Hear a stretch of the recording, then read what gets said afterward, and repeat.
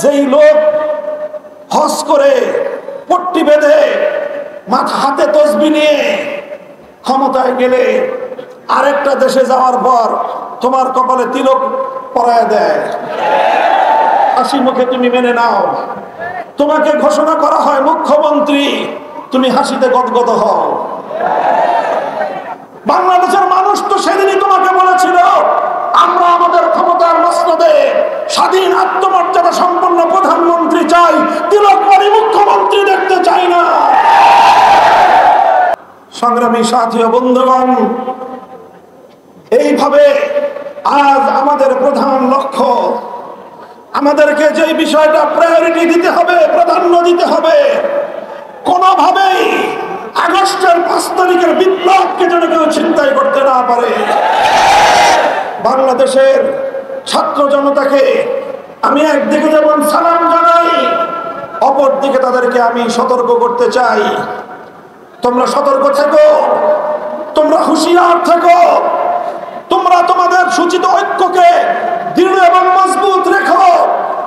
কোন ভিন দেশী অপশক্তি, দেশ বিরোধী কোন চক্র যেন তোমাদের মধ্যে বিভেদ তৈরি করতে না পারে। বলবো ছাত্র জনতা, আলেম সমাজের পরামর্শ নিও, আলেম সমাজের কাছ থেকে দোয়া এবং আশীর্বাদ দিও।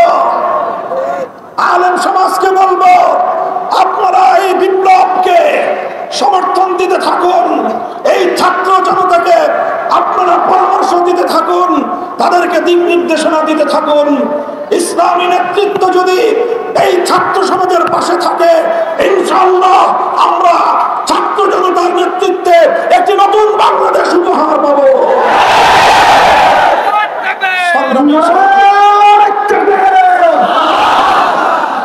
সংগ্রামী সাথী ও বন্ধুগণ, শেখ হাসিনার কথা বলতে গেলে হৃদয় কেঁপে উঠে, রাগে ক্ষোভে সকল রক্তগুলো আমাদের মাথায় জমাট বেঁধে যায়। শেখ হাসিনা বাংলাদেশে রাজনীতি করেছে। শেখ হাসিনার 50 বছরের রাজনীতির মৌলিক 2টি দর্শন ছিল। শেখ হাসিনার রাজনীতির প্রথম দর্শন ছিল প্রতিশোধের রাজনীতি। শেখ হাসিনা রাজনীতি করেছে, প্রতিশোধের রাজনীতি করেছে। 1975 সালের 15ই আগস্টের অভ্যুত্থান যখন ঘটে, শেখ হাসিনার বাবা মরহুম শেখ মুজিবুর রহমান সাহেব তিনি সেই অভ্যুত্থানে নিহত হন। সেই অভ্যুত্থানে শেখ মুজিবুর রহমান সাহেবের গোটা পরিবার হত্যাকাণ্ডের শিকার হয়।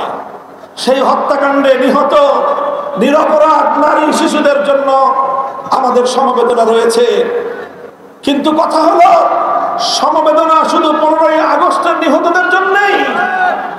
15ই আগস্টের আগে বাকশালীদের হাতে শেখ মুজিবুর রহমান সাহেব 71-এর মুক্তিযুদ্ধের সেই চেতনাকে বৃদ্ধাঙ্গুলি দেখিয়ে 71-এর মুক্তিযুদ্ধের অঙ্গীকারকে ভঙ্গ করে বাংলাদেশের মানুষকে ভোটাধিকার থেকে বঞ্চিত করে একদলীয় বাকশাল কায়েম করে এদেশের প্রতিটি মানুষের অধিকারকে তিনি কেড়ে নিয়েছিলেন।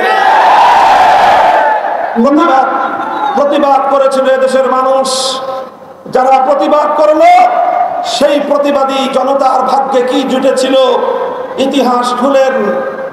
জাসদের নেতারা, ইনু তোমার আজকের এই পরিণাম কেন হয় বুঝো না? কোন জনতা তোমাকে লাথি মারে, একটু কারাগারের অন্তরালে বসে নতুন করে ভাববার আমি আহ্বান জানাই। মতিয়া চৌধুরী শেখ মুজিবের চামড়া দিয়ে ডুগডুগি বাজাবার চিন্তা করেছিলে, ঘোষণা দিয়েছিলে। কেন দিয়েছিলে সেদিন? তোমাদের 30,000 যুবককে তুলে নিয়ে শেখ মুজিবের গুন্ডা বাহিনী খুন করেছিল। শেখ হাসিনা, তুমি শুধু 15ই আগস্টের নিহতদের জন্য কান্না করো। কানতে কানতে 50 বছর এদেশের মানুষকে ধোঁকা কম দাও নাই। 15ই আগস্টের নিহতরা যেরকম তাদের রক্তের দাম আছে, তাদের হাতে, তোমার বাবার হাতে, তোমার বাবার বাকশালীদের হাতে আমার বাংলার 30,000 মায়ের কোল খালি হলো। সেই মায়েদের চোখের অশ্রুর কোনো মূল্য নাই। আমার সেই সকল তরতাজা 30,000 যুবকের জীবনের কোনো দাম নাই?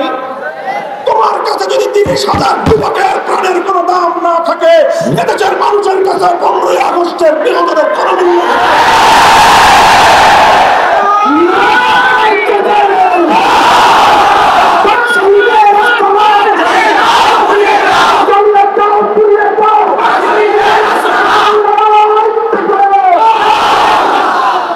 আগস্টের ঘটনার পরে আন্তর্জাতিক গণমাধ্যমে সাক্ষাৎকার দিয়ে বক্তব্য দিল শেখ হাসিনা। বলল যে জাতি তার বাবাকে হত্যা করেছে তিনি সেই জাতির কাছ থেকে প্রতিশোধ গ্রহণ করবেন। এটা ওপেন ঘোষণা। আজও মিডিয়া জগতে শেখ হাসিনার সেই ঘোষণা এখনো পর্যন্ত খুঁজে পাবেন। 1975 সাল থেকে 2024 সাল 15ই আগস্ট থেকে 5ই আগস্ট শেখ হাসিনার 50 বছরের রাজনীতি প্রতিশোধের রাজনীতি। বাংলাদেশের মানুষের কাছ থেকে তিনি প্রতিশোধ গ্রহণ করেছেন। এদেশের মানুষ যেন মাথা তুলে দাঁড়াতে না পারে সেই ব্যবস্থা তিনি করেছেন। দেশটা যেন একটা তলাবিহীন ঝুড়িতে রূপান্তরিত হয় সেই ব্যবস্থা তিনি করেছেন। আমার কাছে আশ্চর্য লাগে, একটা বিধবা নারী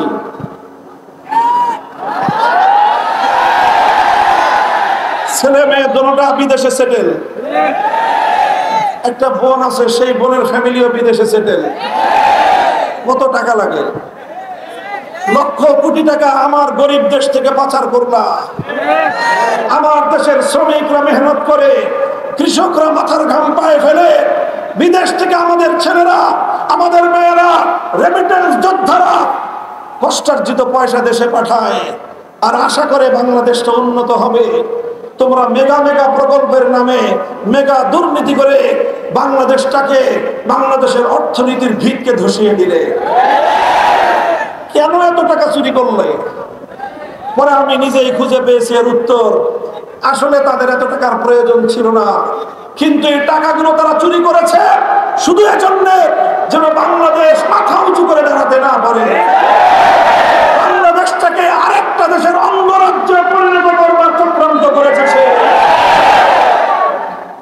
বাংলাদেশের মানুষ কোন এক সময় তোমাকে ভোট দিয়ে প্রধানমন্ত্রী বানিয়েছিল। তুমি গেলা আরেক দেশে, সেই দেশে যাওয়ার পর যেই লোক হজ করে পট্টি বেঁধে মাথা হাতে তসবি নিয়ে ক্ষমতায় গেলে, আরেকটা দেশে যাওয়ার পর তোমার কপালে তিলক পরায় দেয়, হাসি মুখে তুমি মেনে নাও। তোমাকে ঘোষণা করা হয় মুখ্যমন্ত্রী, তুমি হাসিতে গদগদ হও। বাংলাদেশের মানুষ তো সেদিনই তোমাকে বলেছিল আমরা আমাদের ক্ষমতার মসনদে স্বাধীন আত্মমর্যাদা সম্পন্ন প্রধানমন্ত্রী চাই, তিলকমারী মুখ্যমন্ত্রী দেখতে চাই না। তুমি সেদিন বাংলাদেশের মান মর্যাদাকে ধুলোয় মিশিয়ে দিয়ে এসেছিলে। শেখ হাসিনার রাজনীতি ছিল বাংলাদেশটাকে ধ্বংস করার রাজনীতি। এই ধ্বংস করে সে 75-এর প্রতিশোধ গ্রহণ করতে চেয়েছে।